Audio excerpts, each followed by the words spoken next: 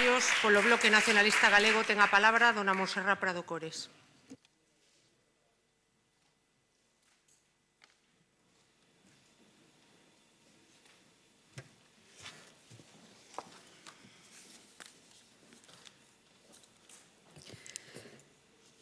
Moi boa tarde a todos e a todas. Unha vez máis, señora Mosquera, en nome do BNG, vou a recriminarlle a súa falta de respeto a este Parlamento e que considere, pois, a súa, como lle teño dito en outras ocasións, leira particular e que veña aquí, pois, case exclusivamente a facer exercicios de autocomplacencia e de propaganda e non o faga para realmente dar conta dos auténticos e gravísimos problemas que ten a sanidade do noso país. Vostede non ten acudido aquí a este Parlamento cando lle teñen demandado os grupos con representación aquí nesta Cámara para dar contas de cuestións pois moi graves, como o caso de nepotismo que vostede practicou colocando o seu home nun posto de responsabilidade e volve a reincidir na mesma cuestión, supoño que lle parecerá pouco grave a percepción que ten a sociedade galega da política e dos políticos en xeral, do uso particular que están a facer vostedes das institucións que, lonxe de rectificar e de tomar nota, pois volven a reincidir na mesma cuestión e volven, unha vez máis, a darlle a plaza ao seu home. Non compareceu vostede aquí, señora conselleira, a petición propia, ainda que sí ten a obrigación de vir cando lle pedimos, cando presentamos iniciativas aos grupos de oposición, pero vostede, a vontade propia, non compareceu aquí para explicar a situación das listas de espera, tampouco compareceu para explicar a conflitividade laboral, a gravísima conflitividade laboral que xa ten convocado unha folga xeral, moitísimas mobilizacións, non ten comparecido vostede aquí para explicar o colapso dos servizos de urxencias, non ten comparecido vostede aquí para explicar o peche de camas, que xa estamos de novo asistindo a medida que se acerca o verán, a esa nova intención de vostede e da súa consellería de volver a pechar camas, non ten comparecido a vontade propia para explicar as innumerables privatizacións que están causando a alarma de todos os profesionais e da sociedade galega, nin a problemática da xestión clínica. Vostede non comparece aquí por vontade propia para explicar os gravísimos problemas que ten a sanidade pública deste país e ven hoxe a explicar, a comparecer aquí para dar conta do plan Sermola contra a obesidade infantil. Bueno, pois xa temos un plan. Xa temos un plan, e non vai ser o BNG quen minusvalore a problemática da obesidade en xeral, no caso da poboación infantil en particular. O que sí lle recriminamos é que vostede solo veña para estas cuestións que detrás non traen absolutamente nada, que son plans de propaganda, e tamén lle recriminamos que o faga despois de telo presentado xa por terra, mar e aire, que sexa o Parlamento Galego o último sitio onde ven vostede a presentar un plan onde teóricamente se contempla que os grupos parlamentares imos a poder formar parte de non sei de que comisión de avaliación ou de seguimento, cando, pois, dende logo, o grupo parlamentar do BNG que eu represento non temos coñecemento de absolutamente nada desa información. Co cal, dende logo, a xuízo do BNG non é o Parlamento Galego, non se merece o trato que vostedes lle queren, lle están a dispensar. E permítame que tamén dubide da vontade que ten vostede, o goberno do que forma parte, nin o Partido Popular, de verdade, de actuar nas auténticas causas da obesidade infantil. Dubide, ou permítame que dubide, de que este plan teña algunha outra vontade que non sexa a de parecer que fan algo en algún tema, non? Porque, en realidade, a obesidade infantil evidentemente un problema, é un problema de gravidade. A obesidade, o sobrepeso, están a acadar, pois, características casi de epidemia a nivel mundial,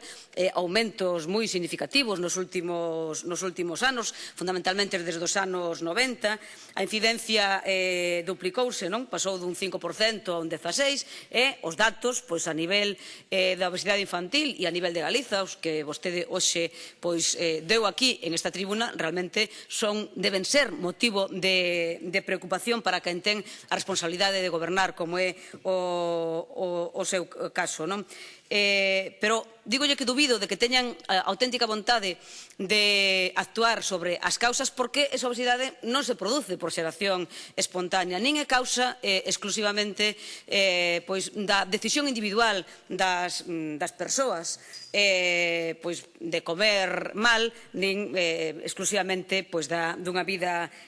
sedentaria. Non é obvio que si afecta a calidade de vida e a esperanza de vida, e con iso ten uns costes, pero non só para o individuo, sino para o conxunto da sociedade e para o sistema sanitario, evidentemente. Pero tamén, dito isto, parece evidente que precisa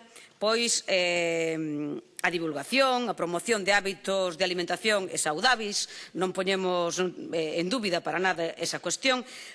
mas, como lle dicía, as cousas non pasan por xeración espontánea. Ese medre exponencial da obesidade non é froito de casualidade, nin desas decisións individuais, sino, polo contrario, froito de cambios moito máis profundos que teñen que ver con hábitos e condutas, en moitos casos fomentados directamente por estruturas potentísimas económicas e de poder. Voulle poñer varios casos. As grandes empresas agrícolas reciben cartos por producir produtos a grande escala, onde a calidade ou que sexan produtos saudáveis é o de menos. Parece que o de menos non é precisamente que iso sexa o elemento que teñan en conta agora, senón que o elemento fundamental é o de ter beneficios. Os grandes procesadores de alimentos reciben tamén cartos para engadir toneladas de produtos químicos. Vostede aquí facía referencia que hai que baixar a inxesta de sal e a inxesta de sucres, pero, entre tanto, hai legislacións nas que se pode actuar para impedirlles a industria agroalimentar e de transformación a inclusión dese tipo de condimentos que o único que fan é faceros máis atractivos e facer a poboación especialmente aditiva a determinados produtos.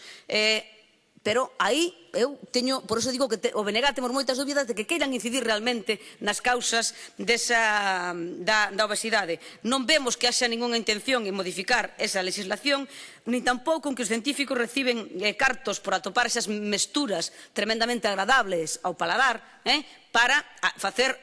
a poboación adicta, especialmente cando estamos a falar de nenos e nenas especialmente sensibles a esa cuestión. Podemos seguir por os anunciantes que reciben cartos e promocionan con campañas millonarias vinculando a relación social, o éxito, o benestar, a satisfacción co consumo destes produtos. E podemos chegar á demagoxia de grandes empresas, e podía poñerlle o exemplo dunha gran multinacional que vende, sobre todo, destinado ás crianzas, cereais para o almorzo, onde ten uns grandes suplementos de sucres tremendamente dañinos para a saúde, pero que logo forman parte deses programas como que vostede aquí acaba de convidar de loita contra a obesidade. É dicir, forman parte logo de programas de gobernos, como que vostede plantexa aquí, de loita contra a obesidade cando son os grandes responsables de moita desa obesidade. Por iso, lle decía que teño moitas dúbidas que realmente queiran actuar sobre as causas desa obesidade. E teño moitas dúbidas porque vostede supoño que é sabedora que en estes momentos a obesidade e situación económica precaria van da man. Que en este momento moitos dos nenos e nenas que teñen problema de obesidade son nenos e nenas con dificultades económicas. Nenos e nenas que viven en familias con moitísima vulnerabilidade, con unha situación de precariedade e que non precisamente a obesidade está vinculada con poder adquisitivo e con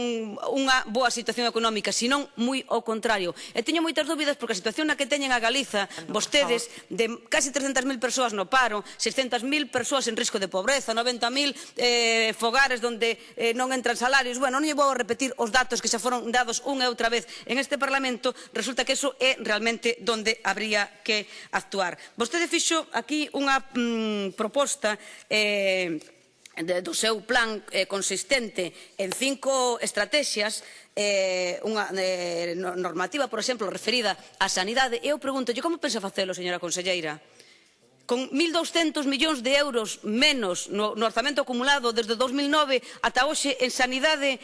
vostede cree que é o xeito de implementar medidas de control da obesidade infantil con casi 300 millóns menos en atención primaria, que se supón que é os que terían que actuar dun xeito prioritario en ese control de obesidade, que se pode facer con 3.000 profesionais menos desde o ano 2010 pola súa taxa de reposición, é como teñen pensado facelo no ámbito, remato, señora presidenta, no ámbito do ensino,